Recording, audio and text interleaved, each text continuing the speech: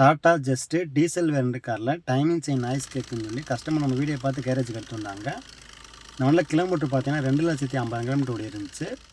Timing செயினை மாற்றினா first வந்து என்ஜின் ஆயில் ஃபுல்லாக ட்ரைன் பண்ணிடணும். ட்ரைன் பண்ணதுக்கப்புறம் ஆயில் சம்பெல்லாம் பிரிச்சுட்டு இந்த புள்ளியில் வர போல்ட் வந்து டைட் பண்ணால் லூஸ் ஆகும், லூஸ் பண்ணால் டைட் ஆகும். ஸோ அதை டைமிங் வச்சுட்டு ரொம்ப கவனமாக கழட்டணும். ஏன்னா ஓங்கி நம்ம மாற்றி நிறுத்தோம்னா போல்ட்டு கட் ஆயிரும். டைமிங் டென்ஷனை வந்து பிரித்து பார்த்தோம்னா ஃபுல்லாக வந்து டென்ஷனை ஃபுல்லாக ரொம்ப வீக்காக இருந்துச்சு. அதுக்கப்புறம் செயின் ஃபுல்லாக லூஸ் ஆகிருந்துச்சு. ஸோ அதில் வர செயின், அதில் வர கார்டு எல்லாமே வந்து டோட்டலாக வந்து புதுசு ஃபிட் பண்ண போகிறோம். இது டாட்டா மாருதி எல்லாம் வந்து காமனாக தான் வரும். ஸோ அதனால் நம்ம ரெண்டுமே போட்டுக்கலாம். போட்டு அதில் வந்து ஆயில் பம்பு ஓஸு, இந்த சதுர ஒரிங் கம்பல்சரி வந்து நம்ம ஃபிட் பண்ணணும். அதில் வர ஆயில் சீலு. ஏன்னா நம்ம மறுபடியும் இதில் ஏதாவது ஒரு ஆயில் லீக்கேஜ் ஆயிருந்துச்சுன்னா, ஏன்னா 2,50,000 கிலோமீட்டர் ஓட்டுறப்ப எல்லாம் மாற்றணும்னா ரொம்ப நல்லது. மறுபடியும் வந்து பிரேக் டவுனோ அந்த மாதிரி ஆயில் லீக்கேஜ் எதுவும் வராது.